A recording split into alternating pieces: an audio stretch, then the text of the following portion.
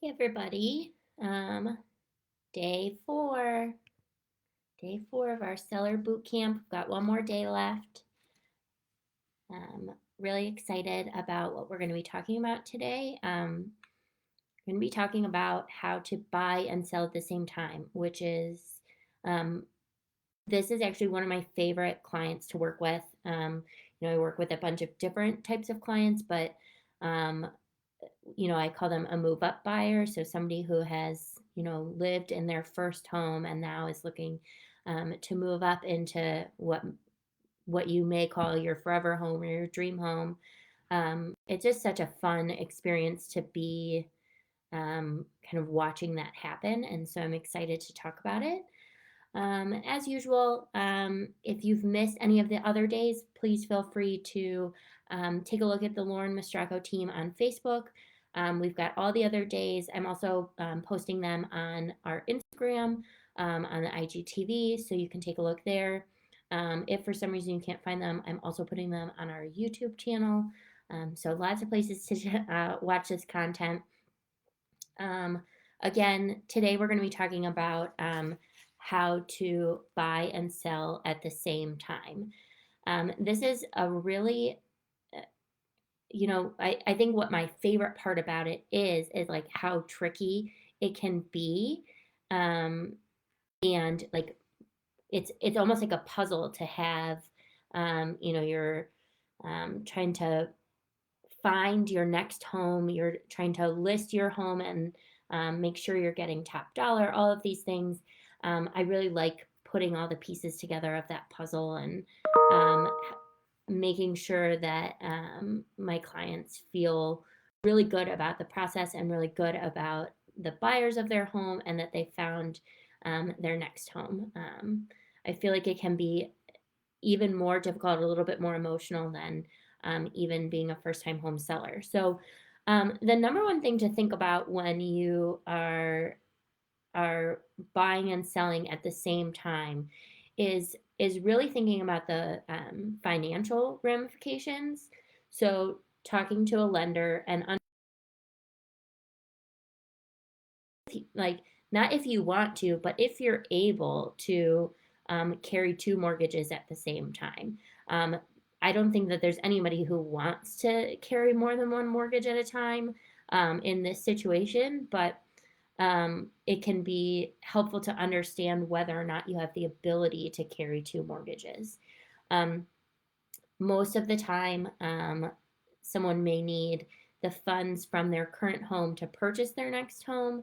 But there are a couple of tools that you can use to take that equity out of your current home to purchase the next home. And so, understanding if you can carry those two mortgages at the same time um, can really help you on the buying side. And so one of the ways that that works, and kind of a more traditional way, is that people may explore doing a home equity line of credit, and that would then pull out um, some of the equity from your home. You can utilize it as cash. That's again something you'd want to talk to a lender about. Um, a lot of times people would do that for like home improvement projects, but it's also a way for you to utilize some of the money that's already in your home to purchase the next home. Howard Hanna specifically has a program called Buy Before You Sell. So that's working with Howard Hanna Mortgage and a Howard Hanna agent on both the buy and sell side. But what's nice about that is that they kind of create the two different loan products where you can take out a certain amount of equity on your home and it removes the home selling contingency when you're buying. So that can make you a stronger buyer. Not everybody is eligible for that program, but it can be really helpful to just to kind of know if that's something that you could do. Because having that um, um, essentially a contingency when you're buying a home, saying, I have to sell my home to buy this home. We are currently across the board in a seller's market. That changes every day and, how competitive it is. But really, having to go into a multiple offer situation on the buying side and say, well, I can buy this house, but I need to sell my home first, can really put you at a disadvantage in terms of negotiating, in terms of getting the best price, as far as getting your preferred dates, things like that. It can make it a really complicated process. So anything that you can do on the front end to eliminate that contingency is really helpful when you're buying and selling at the same time. A lot of times the thought is, oh, well, we better find our place that we're going to buy before we even think about selling. And in reality, those two things need to happen simultaneously, or and this is something we just talked about. A number of agents just talked about in a meeting as another option to kind of get some inventory moving out there, is to be listing your home before you found your next place.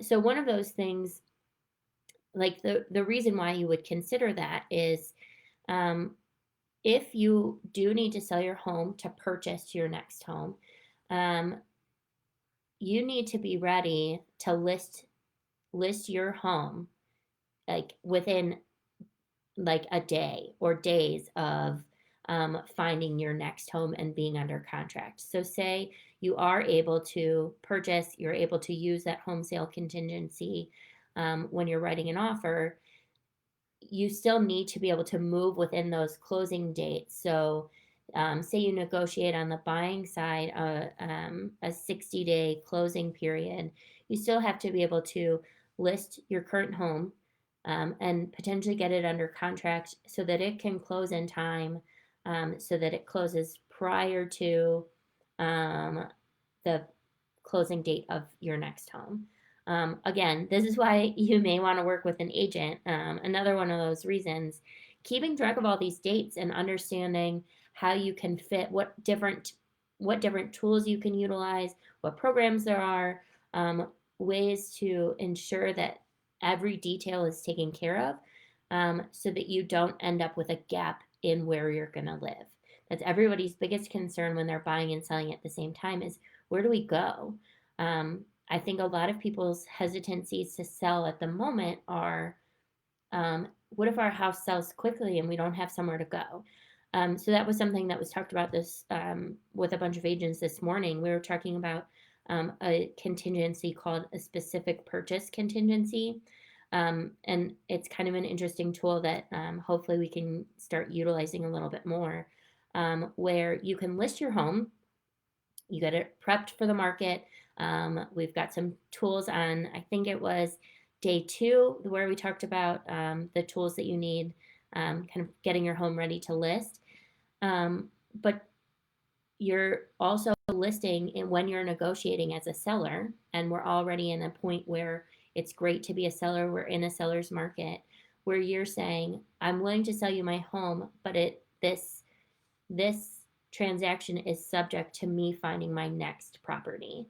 So that allows you to know what kind of offer you're getting on your home, feel confident about the price that you're going to get, and also be able to feel confident about some of the proceeds that you may be getting. You may be surprised that in fact you are getting more money, and that may significantly change your home search, and may allow you to spend a little bit more money to have a similar payment. So all of that is really good to kind of keep in mind. Um, but in reality, thinking about kind of keeping all of the dates moving along, um, keeping your current home in like really great shape. Any updates that maybe need to be done, if any need to be done at all, should be done before you even started the home search process, so that the minute that you find your dream home, you're ready to put your first home on the market and get top dollar. So that's a lot of information, and every instance is specific, like case by case situation. So if you have questions, always feel free to add some comments in the comment section. I'd be happy to answer them, or you can always find us on laurenmastracoteam.com. And then you can email at laurenmastraco@howardhanna.com. Always happy to answer any questions and to give you an idea of what the market is looking like and how you might get top dollar for your home. Tomorrow is our last day of our seller boot camp, and so we're going to be kind of covering a little bit of everything just to make sure we touch every single point about selling and hopefully be able to answer some questions. I've been kind of asking for some on Instagram, so hopefully I can answer some of those questions as we move along. Check back on the page if you've missed some of the previous days, but hope to talk to you soon. Bye.